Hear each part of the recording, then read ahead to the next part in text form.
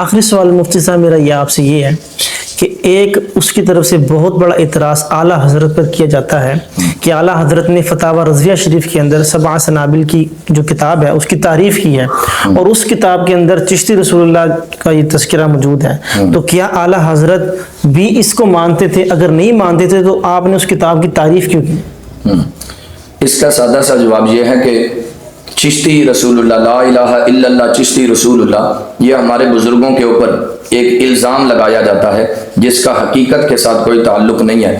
یہ الحاقیات میں سے ہے۔ الحاقیات کا مطلب یہ ہوتا ہے کہ کسی بھی بزرگ نے کوئی کتاب لکھ دی، اس وقت یہ پریسیں تو تھی نہیں، تو مسودے ہوتے تھے، ہاتھ کے لکھی ہوئی کتابیں ہوتی تھیں، جس کے ہاتھ میں وہ کتاب چڑھی اس نے اپنی مرضی سے اس میں کوئی کانٹ چھانٹ کر کچھ باتیں بڑھا دیں، کچھ گھٹا دیں، کانٹ چھانٹ کر دی۔ تو الحاقیات یہ بہت ساری کتابوں کے اندر جو ہے نا وہ اس طرح کی باتیں موجود ہیں، ان کا حقائق کے ساتھ اور سچائی کے ساتھ کوئی تعلق نہیں ہے۔ اور لا الہ الا اللہ چشتی رسول اللہ، کوئی بھی مسلمان نہ اس کلمے کا اقراری ہے اور نہ کسی کا یہ ایمان ہے۔ یہ کلمہ یقیناً کفریہ ہے اور اہل سنت و جماعت نے اس کا مکمل رد کیا ہے۔ رہی بات اعلیٰ حضرت علیہ رحمہ نے سبع سنابل شریف کی جو تعریف کی ہے، تو وہ اصل میں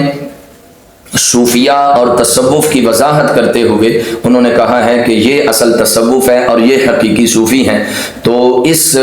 انداز کی وضاحت کرتے ہوئے آپ نے فرمایا ہے کہ یہ جو تصوف کے اندر جو لوگ ہیں اور صوفی لوگ ہیں ان کی یہ کتاب بہترین رہنمائی کرتی ہے، اور جو بندہ تصوف کی طرف آنا چاہتا ہے وہ اس کتاب کا مطالعہ کرے اور پڑھے۔ تو وہ اس انداز کو پس منظر کو سامنے رکھتے ہوئے آپ نے اس کتاب کی تعریف کی ہے، لیکن لا الہ الا اللہ چشتی رسول اللہ کے حوالے سے آپ نے کوئی تعریفی جملہ، کوئی تعریفی کلمہ نہیں کہا، بلکہ ہمارے اہل سنت و جماعت کے خود علماء نے اس بات کا انکار کیا ہے، رد کیا ہے۔ شارح بخاری علامہ محمود رضوی رحمۃ اللہ تعالی علیہ، آپ نے بھی اس عبارت کا رد کیا، انکار کیا کہ اہل سنت و جماعت کے ساتھ اور اہل سنت و جماعت کے بزرگ اولیاء اللہ کے ساتھ اس عبارت کا کوئی تعلق نہیں ہے۔ اصل میں یہ عبارت سبع سنابل شریف کے اندر دی گئی ہے فوائد السالکین سے۔ تو پہلی بات تو یہ ہے کہ فوائد السالکین کتاب ہی ان بزرگوں کی طرف حقیقتاً منسوب ہے یا مطلب نہیں ہے، اس پر بھی جو ہے نا وہ چرا موجود ہے۔ اگر وہ بزرگوں کی کتاب ہے تو اس کے اندر یہ الحاقی بات ہے اور اس کا حقیقت کے ساتھ کوئی تعلق نہیں ہے، اور نہ ہی کسی بزرگ اللہ کے ولی کا یہ عقیدہ تھا کہ وہ کوئی اپنے کلمے پڑھاتے تھے۔ وہ تو بر صغیر پاک و ہند کی اگر تاریخ اٹھا کر دیکھی جائے تو انہوں نے بر صغیر پاک و ہند کے اندر کلمہ اسلام کا بیج بویا ہی اولیاء اللہ نے۔ تو یہ اولیاء اللہ سے دور کرنے کی سازش اور شرارت کرتا ہے کہ مسلمان اپنے مرکز سے کٹ جائیں، اور یہ